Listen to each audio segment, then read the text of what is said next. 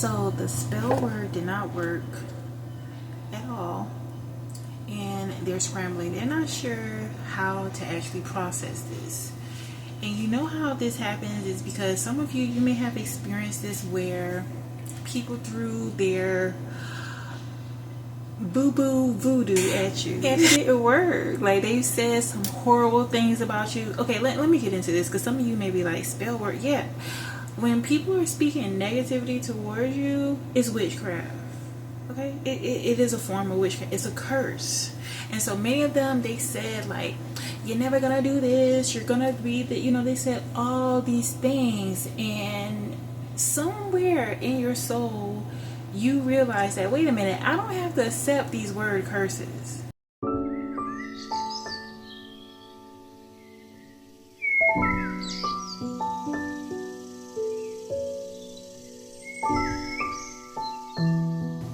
Okay, a lot of these people, this is what they grew up in, this is what they were accustomed to, and so they thought that, okay, I'm gonna just, instead of breaking those traumatic bonds, they thought that I'll just continue this legacy of hurt.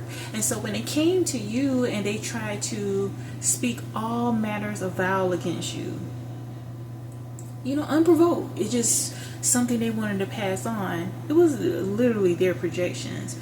Being that you rejected it, being that you decided, okay, instead of proximity towards people that clearly hate me, I'm going to choose myself. I'm just going to move around, and you're thriving.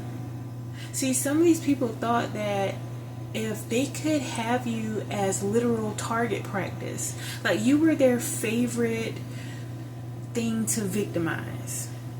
And it's because you're very kind, very loving, and you were just a soft target for them. And so when you decide that, wait a minute, just because I was born into this family does not mean I have to stay within this. In fact, I can separate and create my own family. And you did so.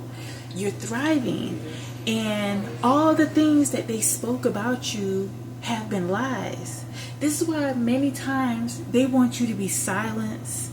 And when you're not compliant to being silent, it's not necessarily about the things that you are saying. What they're trying to control is the narrative that they have presented in front of you, because they realize that, okay, if this person was a victim per se by me, I fear that somehow they're going to pull a switcheroo and they're going to expose me for who I truly am. Because you actually surviving and outliving the nasty, negative, vile things they said about you, it makes them look like the liar. Because your presence represents truth. It's a major control thing that they had going on, but it failed. And now many of them are really afraid, because as you continue to thrive, it makes them look really, really bad. Because how could somebody try to be so hurtful towards such a loving, beautiful, nice person?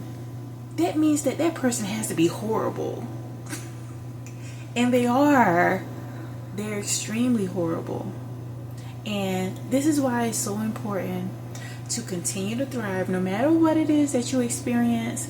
Your best revenge is always being your best version of yourself. That pales in comparison to anything that you can do. And furthermore, you're not like them.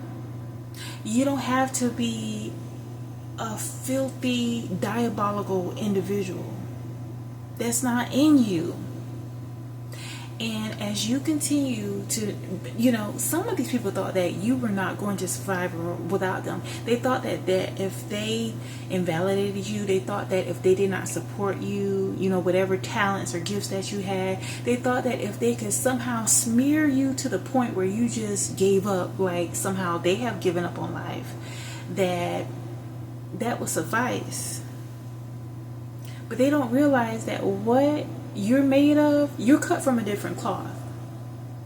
Yes, you may have been born into that family system, but those people are not like you at all. You're different. You're in tune with your soul. You're in tune with the Most High, Jesus Christ, Yeshua, the Elohim. Okay, so many other Hebraic names, but you're really in tune with the source, and that is what sustains you. So even though you may have looked like an easy lick, they're the real sucker. Really, literally, they are. They thought that, oh, this person is not going to do anything back to me, and you don't have to. This is what I want to tell you. When you allow yourself to get on other people's level, and you allow yourself to get your hands dirty, then the cycle continues. You broke through those cycles by just backing away, by creating distance, by, instead of wasting your energy on being vicious and vindictive and cruel and calculated, on wasting your energy of so-called exposing them. See, you think higher than them. You're not thinking on their level. So that's why they can't comprehend how you are thriving. See, if they would have literally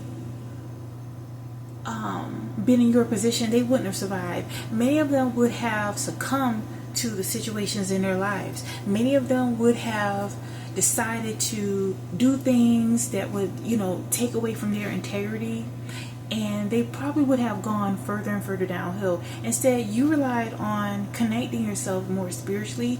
You decided to love yourself more, and it shows.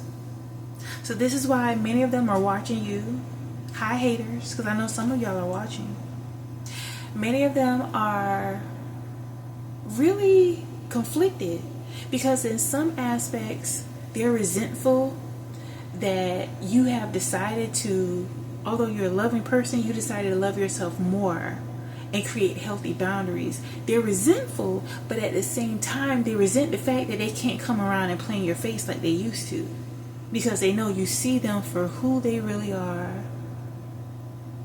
and they can't take it back.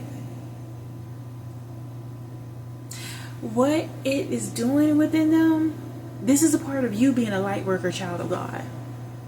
When you create a sense of boundaries in your life, this reflects to those that really benefited off of you not having boundaries. It reflects that they need some deep inner work, and a lot of them aren't willing to face that. They're not at a point or a level of emotional maturity, and some may never get there, that they're willing to say, wow, there's some real messed up things about me to have done uncalled for things towards this person when this person was just kind, caring, and considerate towards me. That's a major unpacking that they're not willing to do. But as you are shining, you're continuing to be that best version of yourself each and every day. Not every day is perfect, but you make the best of what it is that you have.